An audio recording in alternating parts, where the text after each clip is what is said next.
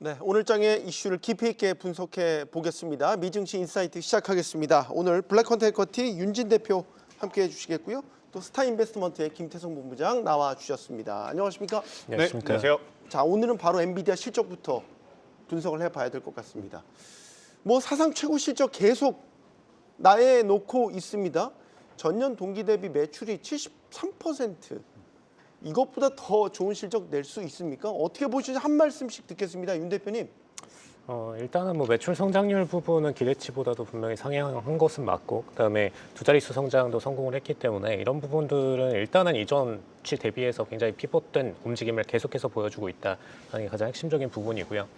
전년도에 가장 문제가 됐던 포인트는 어쨌든 중국에 대한 칩셋 판매량 부분이 사실상 3분기가량 원래 기존 1분기 예측했던 것 대비해서 락이 됐었기 때문에 이 부분이 사실 엔비디아 실적에 있어서 가장 큰 악재 요인을 취했었고요. 근데 이런 부분들이 사실 올해 들어서부터 발표하는 실적 발표들에서는 지속적으로 중국에 대한 판매 부분이나 그다음에 미국에서의 블랙에 관련된 계약된 부분 본격적으로 계속해서 잘 판매가 되고 있기 때문에 앞으로 적어도 한 5분기에서 6분기 정도 동안은 두 자릿수대 성장세가 지속이 될 수 있다라고 좀 보시면 될 것 같습니다. 그래서 일단 실적에 대한 부분들 우려는 사라진 건 맞는데 문제는 이제 다른 기업들 대비해서 최근 들어서 이제 미국 기업들 내부에서의 집중적인 투자 자산의 축적 부분이 이전보다 분명히 약해진 것은 맞기 때문에 아직까지는 미국 투자자들이 다시 공격적으로 미국 시장에다가 돈을 축적하는 그런 움직임들은 바로 즉각적으로 나오진 않을 걸로 보여지고요. 다만 이제 매그스 ETF나 주요 빅테크 ETF들 중심으로는 계속해서 자금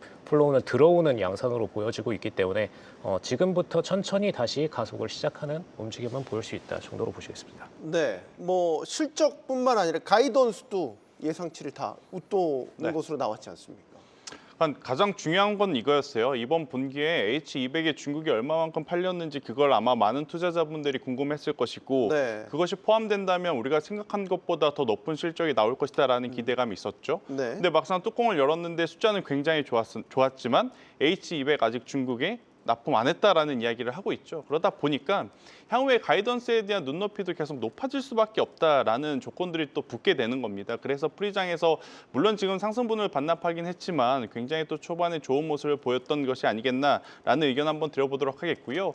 그리고 데이터 센터 매출의 50%가 지금 어디에서 나오느냐? 하이퍼스케일러 기업들 4사에서 나왔습니다. 이것은 또 무엇을 의미하느냐? 지금 그 4사라고 불리는 기업들의 캐펙스 투자의 규모가 계속 늘어나고 있다는 거지 않습니까? 네. 그러면 적어도 올해 2분기까지, 그러니까 길게 봐서 뭐 3분기, 4분기 미래를 예측하는 건 지금 의미가 없는 것 같고요. 지금 당장 2분기까지는 엔비디아를 통해서 캐펙스 투자의 비용이 계속 들어올 가능성이 높다. 그러니까 그 4사가 캐펙스 투자를 한다는 건 엔비디아를 통해서 칩을 구매한다라는 거지 않습니까? 네. 그렇기 때문에 이번 분기 실적에 이어서 다음 분기의 실적도 어떻게 보면 확답을 받은 것이 아니겠는가라는 의견을 한번 드려보도록 하겠고요. H200이 중국 매출이 잡히게 되면 저는 지금보다 더 높은 매출이 그러면 일어난다는 것을 의미하고 있고요. 그렇겠죠. 그리고 또 이제 중동 쪽에 대한 매출도 제대로 인식이 안 됐더라고요. 근데 우리가 작년 초가을쯤에 중동 쪽으로 이제 수주 잔고가 많이 잡혀 있는 것을 확인을 했지 않습니까? 네. 그것들이 이제 버무러지는 다가오는 2분기, 3분기에는 그러면 지금보다 훨씬 더 좋은 매출이 나올 가능성이 높아진다라고 좀 보시면 될 것 같아서 네. 뭐 여러 가지 고점 논란이니 뭐 대내적 변수는 남아 있긴 하지만 지금 실적으로 잘 방어를 해준 숫자였다 이렇게 좀 설명을 드리겠습니다. AI 거품론을 깨버리고 말끔의 이 놀라운 실적이었는데 윤 대표님, 근데 주가는 왜 그러죠? 왜 이렇게 시큰둥한 느낌이죠? 지금 장 거래 시작 전이긴 한데 상승폭이 점점 줄어들고 있습니다. 보합 수준으로 줄었습니다. 왜 그런 겁니까? 사실 이번에 가장 문제가 됐던 부분은 결국엔 AMD의 칩셋에 대한 판매 증가 부분도 우려가 되고 있는 상태이고 지금 점유율 부분에 있어서 엔비디아가 차지할 수 있는 비중 부분은 압도적으로 감속 추이적으로 진원이 될 수밖에 없는 상태입니다. 그래서 이런 부분들이 엔비디아에 대해서 공격적으로 자산을 투입해야 되는 것이 맞나라는 게 일단 첫 번째 우려에 대한 부분이고요.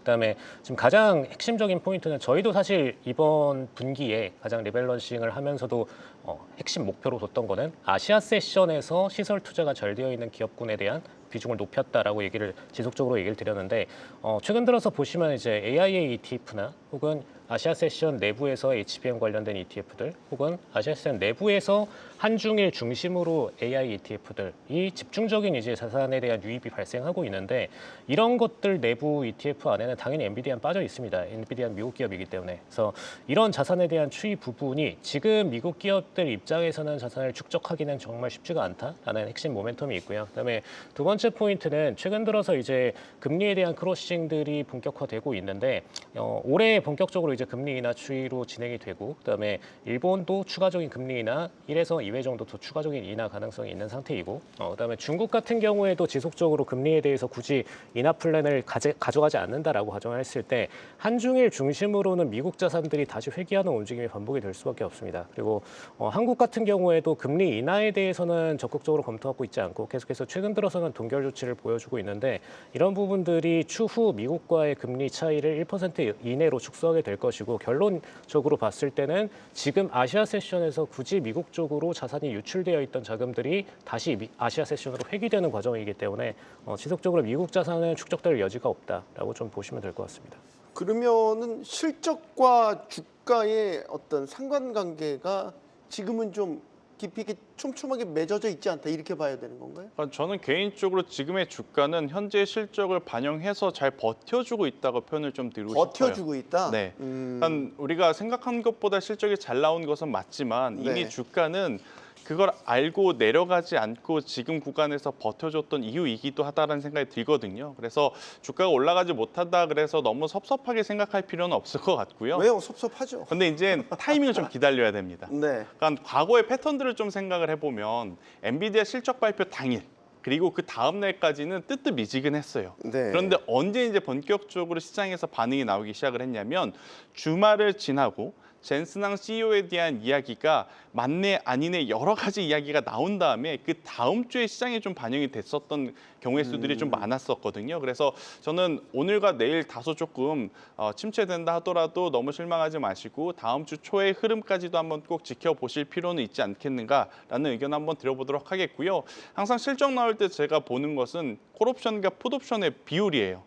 그러니까 지금 풋은 엔비디아가 하락한다는 것에 이제 베팅을 하는 물량들이고요. 콜은 엔비디아가 상승한다고 생각하는 분들의 베팅 물량인데 지금 콜의 비중이 풋보다는 조금은 더 많은 상황임을 감안을 해보면 저는 충분히 주말 사이에 특별한 이슈, 그러니까 미국과 이란의 대외적 변수가 좀 그게 치닫지 않는다라고 하면 충분히 M7 기업들 전체가 다시 한번 좋은 흐름을 보여줄 수 있지 않겠는가라는 의견을 한번 드려보도록 하겠습니다. 네. 자, 재밌는 소식이 하나 들어와서 이거 한번 짚어보고 개장으로 갈게요. 빅테크들한테 정기료 부담 서약을 받겠대요, 트럼프 대통령이. 그러니까 정기료 니네 전기 많이 쓰잖아. 그러니까 이 부담 너네가 져야 돼. 이제 이런 서약인 거죠. 이게 법적 구속력은 없지만 문제는 이제 트럼프 대통령이 주도하면 법 위에 서려고 하는 경향이 항상 많이 있지 않습니까? 이게 뭘 뜻하는 걸까요, 윤 대표님? 사실 이제 핵심적으로는 전기료 자체는 당연히 내고 있는 거고 전기료에 대해서 추가적으로 인상이 발생하는 분에 대해서 빅테크들한테 부담을 시키겠다라는 부분으로 생각하시면 되는데 사실 이제 최근 들어서 미국 전기의 포화도가 93%에서 정말 높게 올라갈 때는 95%를 넘어가기도 하는 그런 움직임들이 나오고 있습니다. 그래서 지금 시점에서 봤을 때는 이 인상에 대한 부분들이 개인들한테도 전가될 수가 있는 상황이었기 때문에 조금 더 액션을 취하고자 정치적인 입장에서 이제 빅테크들한테 이 부담을 주겠다라는 액션으로 보여지고요. 다만 이게 중간 선거나 이런 부분들과 같이 엮이면서 발언됐던 것들이 이제 현 시점에서 계속해서 어떤 액트로 드러나는 것이기 때문에 실질적으로 빅테크들한테 이거를 주게 만들지에 대해서는 좀 지켜볼 필요가 있습니다. 근데 기존의 트럼프의 움직임들을 봤을 때 사실 빅테크들과는 그렇게 친분 관계가 높진 않았어요. 오히려 기성 기업들, S&P 내부에 속해 있던 기업들 혹은 다우 기업들과의 액션에 대한 연계가 굉장히 높았었기 때문에 오히려 추후 국면으로 갔을 때는 굳이 빅테크들한테 이런 부분들을 막 양해해주고 어떤 개런티를 해주고 이들의 어떤 부담을 줄여주고 이런 것들 정부 돈으로 할 가능성은 굉장히 낮다라고 보여지고요. 그냥 부담 질 거는 그냥 빅테크들한테 부담 지고 가져가라라고 액트를 할 가능성이 굉장히 높다라고 보여집니다. 왠지 트럼프 대통령은 부담 지울 것 같아요. 법적으로 의무 없더라도 어쨌든 지우게 할 것 같아요. 그럼 이제 여기서 드는 의문이 이거죠. 빅테크들이 많은 전기를 쓰면서 인상분에 대한 부담을 더 지게 된다. 그럼 또 우리가 걱정의 수익성이죠. 네. 그렇지 않으면 수익성 걱정을 작년부터 계속 해왔는데 네. 더 수익성에 대한 빨간불이 켜지는 거 아닙니까? 마이크로소프트가 그래서 먼저 매를 맞았죠. 그러니까 한 2달 전에 네. 먼저 본인들이 지금 그 변압기라든지 전력에 대해서 자체적으로 투자한다는 이야기를 좀 했었습니다. 그리고 나서 공교롭게도 마이크로소프트의 주가의 조정이 M7 기업들 내에서 가장 좀 도드라진, 물론 이제 그 사이에 소프트웨어 관련한 이야기들이 좀 불편한 것들이 좀 많이 나와서일 수도 있겠지만 네. 마이크로소프트는 이미 또 먼저 본인들이 이 전력이라든지 인프라 쪽에 투자를 한다 했었기 때문에 아마 다른 기업들도 동참할 수밖에 없을 것 같습니다. 저도 지금 앵커님 이야기에 공감이 되는 상황이거든요. 네. 뭐 나라의 관세를 본인 마음대로 매기는 사람인데 자국 내 기업들에게 이거 전기료 내라고 하는 것은 뭐 굉장히 쉽게 생각할 것 같다라는 생각이 들어서 네. 이에 따른 또 투자 비용은 기업들은 생각 안 할 수는 없어요. 그래서 만약 조정이 나온다면 시장은 또 그 이유를 가져다 붙이겠지만 또 한쪽이 약하면 또 한쪽이 강해질 수밖에 없죠. 이렇게 되면 결국 전력 인프라를 책임지고 있는 에너지 쪽, 에너지 섹터라든지 아니면 캐터필러와 같은 기업들은 당연히 또 중장기적인 어떤 캐펙스 수요를 확정을 받는 거라서요. 또 순환매가 또 돌 수 있는 기회일 수도 있겠다라는 의견 드려보도록 하겠습니다. 네. 빅테크에게는 악재가 다른 섹터에 전기 관련 섹터에게는 또 수혜가 될 수 있는 이런 상황이 빚어질 수 있군요. 네, 뉴욕 주식 개장했고 혼조세입니다. 다우존스만 오르고 S&P 500과 나스닥은 하락하고 있는데 나스닥이 낙폭을 좀 키우는 양상입니다. 개장 초반 어떻게 보고 계시는지 한 말씀씩 듣겠습니다. 윤 대표님.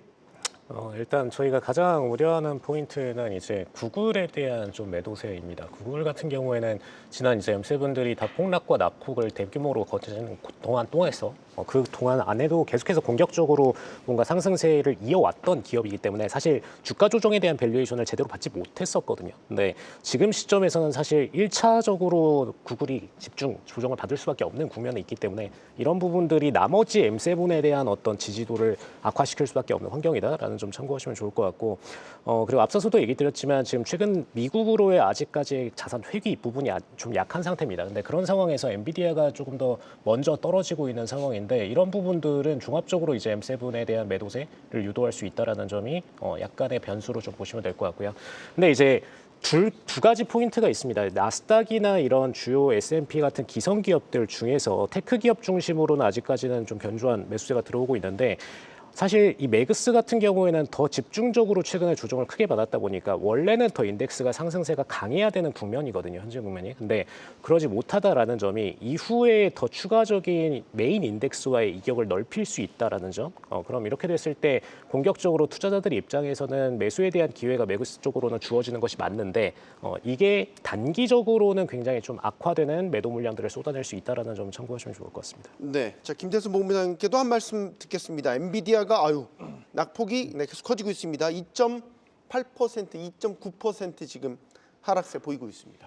일단 엔비디아뿐만 아니라 지금 테크 기업들을 바라보는 시선들의 기준이 굉장히 엄격한 것 같아요. 네. 이렇게 좋은 실적을 보였음에도 불구하고 시장은 지금보다 또 다음 또 혹은 그 다음에 대한 이야기를 하면서 일정 부분 차익 매도 물량이 나오고 있긴 하지만 그래도 주가의 본질 가치는 기업이 지금 현재 돈을 잘 벌고 있는가 그리고 앞으로 돈을 잘 벌 것인가이기 때문에 M7 기업을 포함해서 기술주들은 저는 그래도 포기하지 않고 조금은 더 봐야 되지 않을까 싶고요. 오늘 시장 하루만 놓고 본다면 그동안 소외받았던 쪽에서 이제 반등세로 인한 풍선 효과라고 보여집니다. 하드웨어 기업들이 잘 버텨주고 있을 동안 약 한 달에서 한 달 반 정도 소프트웨어 기업들에 대한 조정이 좀 깊었지 않습니까? 그런데 오늘 같은 경우에는 세일즈포스도 마찬가지고 지스케일러와 같은 기업들도 있고 데이터도그와 같은 기업들 그리고 인투이트는 오늘 장 마치고 나서 또 실적을 우리가 기다리고 있는 상황이다 보니까 네. 소프트웨어 기업들로의 수급 쏠림이 굉장히 좀 빠르게 나타나고 있는 것 같아요. 그래서 지수 전체가 조금 강하게 밀린다기보단 이 섹터 내에서의 순환매가 굉장히 빠른 상황임이 현재 시장 흐름이 아닐까라는 생각이 들고 있고요. 그리고 이제 러셀 2000 지수 안에서도 종목군들이 굉장히 빠른 순환을 좀 돌리고 있습니다. 그리고 이제 우리가 어제도 그렇고 오늘도 그렇고 뭐 아이온큐와 같은 양자와 스테이블 코인에 대한 이야기가 뭐 국내뿐만 아니라 지금 글로벌 쪽에서도 계속 나왔던 상황이지 않습니까? 네. 이쪽은 아마 테마적으로 수급이 들어오기에 적합한 또 섹터와 종목군들이 많기 때문에 M7 기업들이 쉬어가니 이쪽에 대한 매기세가 오늘 굉장히 빠르게 조금은 붙고 있는 그런 흐름이다 이렇게 정리드리겠습니다. 알겠습니다. 자, 이제 개별 이슈로 한번 들어가 볼까요?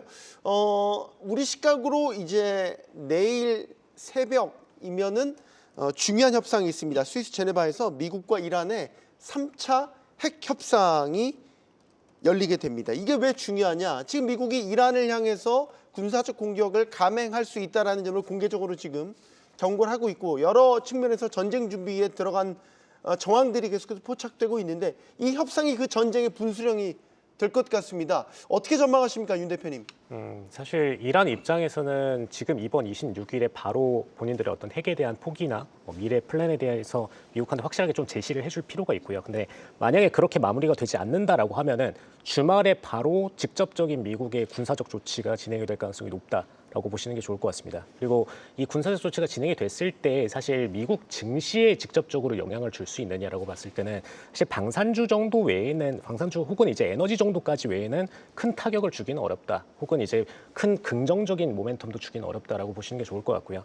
실질적으로 이제 이란에 대해서 공격을 감행하고 그 다음에 이란의 어떤 수뇌부에 대한 통제들을 들어간다고 했을 때 오일에 대해서는 공급 제약을 들어가게 될 것이고 방산 관련된 부분은 공격적으로 중동이나 그 이외의 국가 주변국들한테 더 공격적인 수출이 진행이 될 거기 때문에 해당 기업들 중심으로는 주가에 대한 상승 랠리가 진행이 될 수 있습니다. 근데 빅테크나 이런 기존에 우리가 집중적으로 투자하고 있던 AI 관련된 섹터에는 큰 영향을 줄 수 있는 이슈는 아니다라는 점은 참고하시면 좋을 것 같고요. 다만 이제 많은 분들이 좋아하시는 팔란티어 같은 기업들은 사실 여기서 가장 또 적극적인 역할을 해줄 거기 때문에 이런 부분들은 상대적으로 이슈는 끌어줄 수 있다 정도는 보시면 좋을 것 같습니다. 네. 자, 사실 이번에 미국과 이란이 만약에 군사적 공방을 주고받게 된다면 전 세계 원유 수급에 차질이 빚어질 것이다. 그래서 사우디가 뭐 증산에 나선다 이런 소식도 있었죠. 네.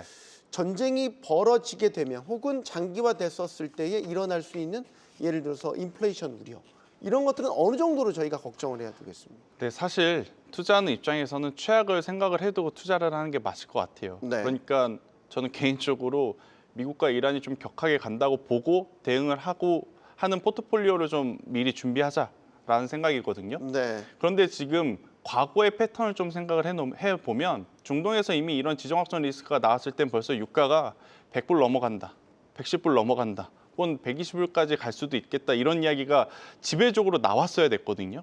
근데 오늘 한쪽에서는 지금 미국과 이란이 격하게 어떻게 보면 진행이 될 수 있는 걱정거리가 있다고 하기에는 지금 WTI 유가의 가격은 상승보다 지금 하락을 좀 보이고 있어요. 그러니까 만에 하나 안 좋은 일이 있다고 했을 때 WTI 유가의 가격이 상승하더라도 그 상승은 스팟 상승으로 그칠 가능성이 높다. 아무래도 이제 사우디아라비아 앞서 말씀드린 대로 증산을 통해서 아니면 지금 최근 미국이 베네수엘라를 통해서 굉장히 많은 원유 재고를 확보를 했지 않습니까? 그리고 지금 미국도 생산량을 늘리면 언제든지 늘릴 수 있는 상황이라 저는 WTI 유가는 크게 뭐 시장에 미치는 영향은 많지 않을 가능성이 높다 이렇게 좀 보시면 될 것 같고 네. 단기적으로는 해운 운임 관련주들이 지금 또 반응을 해줄 수 있을 것 같고요. 그리고 이제 방산주들 같은 경우에는 오히려 이런 단기 이슈보다는 이로 인해서 중장기적으로 각 나라의 방위비가 올라가는 것을 보고 길게 투자를 하는 게 맞다는 생각이 듭니다. 그래서 짧게 보면 해운과 운임 쪽을 보시는 게 좋고 길게 보면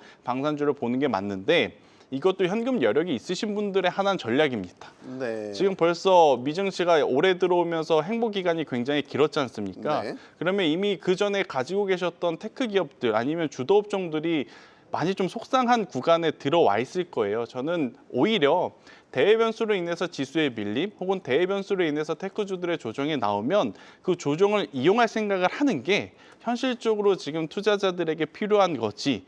지금 남아있는 현금을 가지고 조금이라도 수익을 보고자 이쪽에 노이즈와 좀 민감하게 연동되는 기업들을 투자하기에는 다소 좀 약한 감이 없지 않겠나라는 의견을 한번 드려보도록 하겠습니다. 네. 자, 지금 이란 사태에도 그렇고요. 최근에 이제 관세가 위법 판결이 나면서 여러 대체 관세들이 막 나오고 있는 혼돈의 상황들. 결국 이게 뭘 보고 있냐라는 건 이제 올해 미국의 통화 정책 방향, 즉 금리 인하 전망, 횟수 이 부분에 지금 관전 포인트를 삼고 있다는 거죠. IMF에서는 올해 미국이 기준금리를 1회 인하할 것으로 전망을 하고 있는데 완전히 양단의 전망이 또 나오는 거는 연준 이사진에 들어간 스티븐 마이러는 여전히 1% 금리 인하 필요하다고 주장을 하고 있단 말이죠. 시장은 여전히 어느 쪽으로 잡아야 될지 갈피를 못 잡고 있는 것 같습니다. 윤 대표님. 일단 뭐 전년도 기준의 금리 인하 플랜으로 보더라도 이외에 대한 인하에 대한 조치가 들어가 있는 상태이고 총 3회까지도 이제 연준 이사진들은 계속해서 언급을 해주고 있기 때문에 이런 부분들이 지금 금리 인하 플랜에 있어서 가장 변수가 되는 포인트라고 보시면 될 것 같고요. IMF는 근데 왜 굳이 1회에 대한 얘기를 했느냐라고 봤을 때는 현실적으로 지금 경제 상황상 기업들의 인플레이션은 지속적으로 증가 추이에 있고 개인들의 인플레이션은 하락 추이에 있는 상태입니다. 그러니까 둘 간의 디커플링이 명확하게 발생하고 있는 상태고요. 현재 시점에서는 기업 간의 금리를 고려를 했을 때는 기업의 인플레이션을 고려했을 때는 당연히 금리는 오히려 인하가 아니라 인상 쪽까지도 고려를 해야 되는 게 정상적인 상태입니다. 근데 현재 상태에서 기존의 FOMC의 관점을 조금이나마 축소를 하는 게 정상적인 결정이다라는 관점에서 IMF는 이제 1회에 대한 인하를 제시를 해줬다. 이렇게 좀 생각하시면 될 것 같습니다. 근데 중요한 거는 지금 트럼프 같은 경우는 이번 연준 인사 당행에서도 볼 수 있듯이 사실 오히려 금리 인하에 대해서 본인이 빠르게 압박해 줄 수 있고 따를 수 있는 인물을 이제 적임자로 세팅을 한 것이기 때문에 사실상 이전에 매파적인 행보를 보였던 인물이더라도 공격적으로 금리 인하 혹은 이전에 FOMC에서 결정했던 플랜만큼은 최소한 따라가려는 움직임을 보일 가능성이 높다. 즉 이외에 대해서는 지킬 가능성이 높다라고 보시는 게 좋을 것 같고요. 이걸 이제 시장에서도 어느 정도 인정을 하다 보니까 실질적으로 FED 워치 상으로 봤을 때도 이외에 대한 인하 조치를 연말까지는 보고 있는 상태입니다. 근데 이제 가장 중요한 포인트가 뭐냐면은 2회까지를 인하를 했을 때 사실상 이제 3.25 수준까지도 내려가게 되거든요. 근데 이렇게 되면은 중국 현재 금리와 차이가 0.25%까지 줄어듭니다. 이전에 사실 2008년 금융 위기 때 미국 자산의 가장 대다수 모기지 자산들이 중국 쪽, 홍콩을 통해서 중국 쪽으로 가장 많이 유입이 됐었는데 이때 자산 유출이 발생했던 가장 큰 이유가 금리가 미국이 떨어지고 제로금리까지 도달을 하면서 사실상 미국 자산을 퍼서 반대로 이제 중국에 투자하던 그 시점 때문에 그렇거든요. 근데 이렇게 지금 미국과 중국의 금리가 다시 이제 데드 크로스가 나고 디커플링이 발생하게 되면은 현실적으로 미국의 자산들이 미국 안에 파킹하기가 굉장히 어려워진다라는 게 좀 가장 우려 포인트로 보시면 될 것 같습니다. 시장은 그래도 기본적으로 금리 인하를 선호하지 않습니까? 많이 할수록 좀 깊게 할수록 좋아한다? 이게 기본적인 생리 아닐까 싶은데 본부장님께도 의견 듣겠습니다.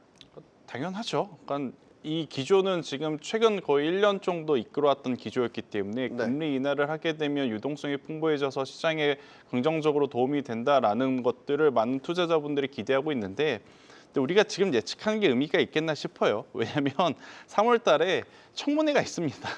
청문회에서 또 여러 가지 노이즈들이 지금 나오면서 뭐 후보자를 교체해야 된다, 말아야 된다 또 이런 이야기들을 한번 우리는 겪어야 되는 상황인 현재 시점이라서요. 우선은 최소한으로 놓고 좀 보시는 게 맞을 것 같아요. 저는 이제 개인적으로 2번 정도 혹은 3번 정도 했으면 좋겠지만 일단 현실적으로 지금 한 번도 최근 지표들을 보면 할 만한 명분들이 없지 않겠나라는 생각이 듭니다. 그렇지만 뭐 여러 가지 비둘기파적인 분들 중에 비둘기파적인 분이 왔다고 했기 때문에 시장에서 조금만 더 완화된 이야기들이 나오게 된다면 금리 인하 가능성을 안고 저는 기술주들에 대한 관심은 여전히 강해질 가능성이 높지 않겠나라는 의견 한번 드려보도록 하겠고요.